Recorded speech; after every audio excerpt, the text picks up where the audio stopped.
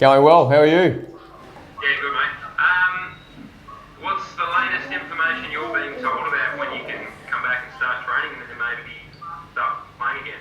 Well, we haven't really been given too much information about that at the moment. All we've been advised from our coaches, our staff, is just to keep training, keep preparing, as if we're ready to be called on at any minute. So that's really what we've sort of been doing, and we continue to train in pairs and do as much footy stuff as we can in groups of two. But I think overall the playing group seems to be in good spirits still, and hoping for that call to come, soon.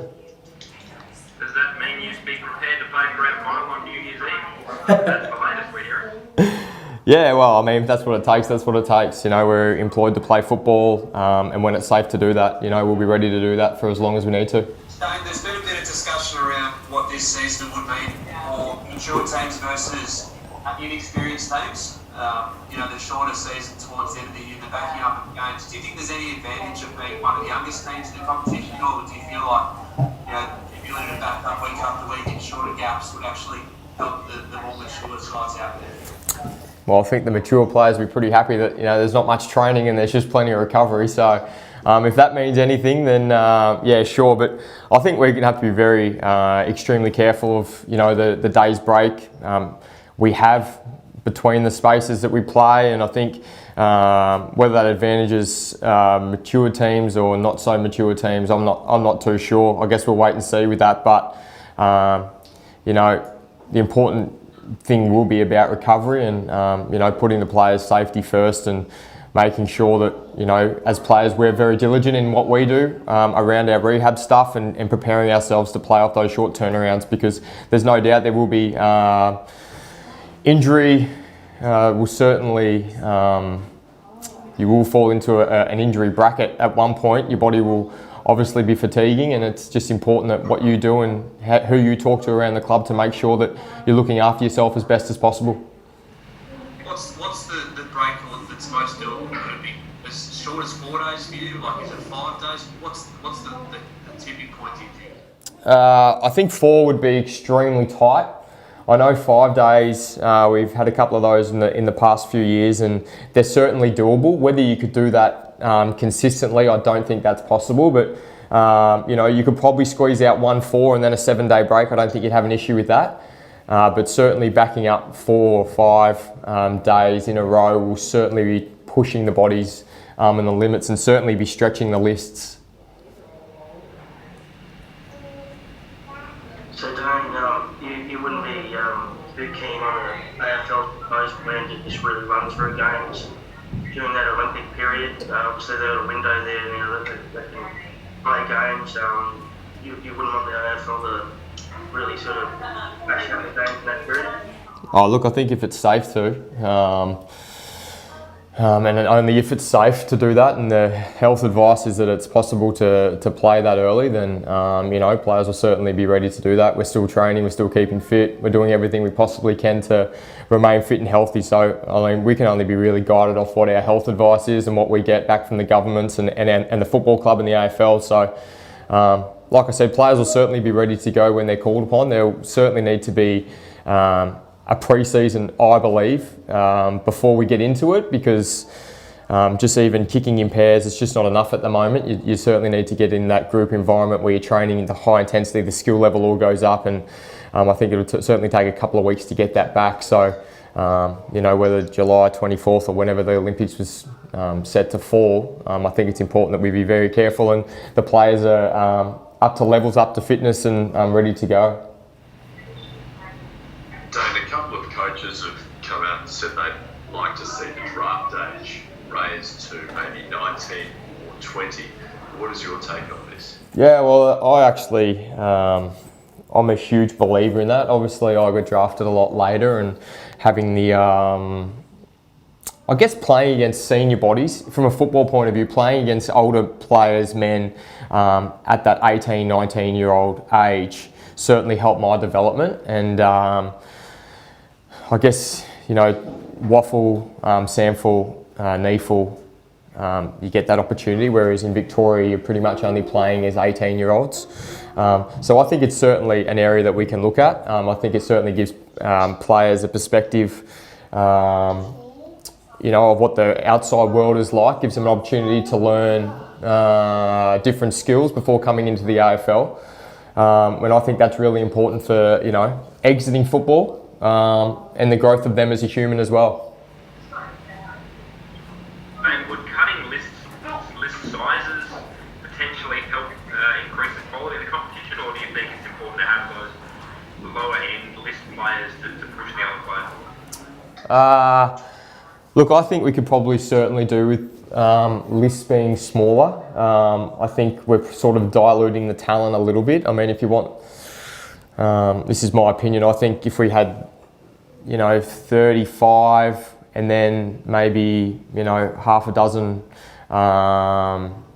rookies or project players or whatever you like to call it, I think that would probably be enough. Lists are getting upwards of 50 at the moment now, and that's a lot for football staff to manage. And, you know, in our case, we've actually, touch wood, had a really good injury list, and it makes it extremely hard when you can only fill 2 teams and players are potentially missing out on a game.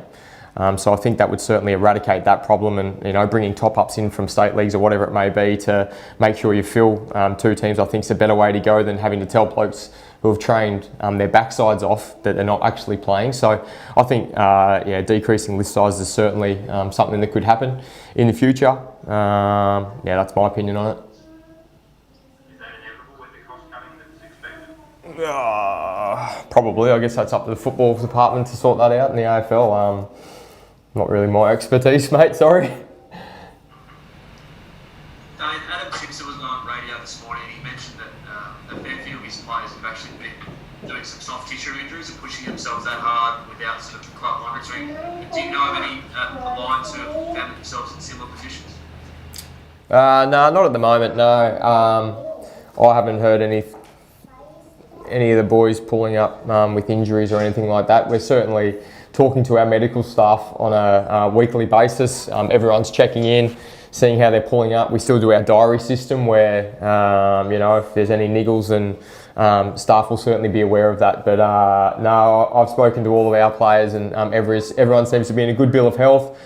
Steph Martin's knee's coming along really well, which is you know, which is great for him as well. So touch wood, you know, we can stay in that healthy bracket.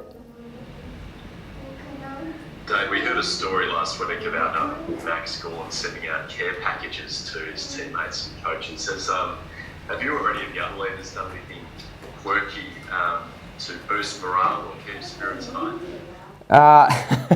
That's a pretty good one, Maxie.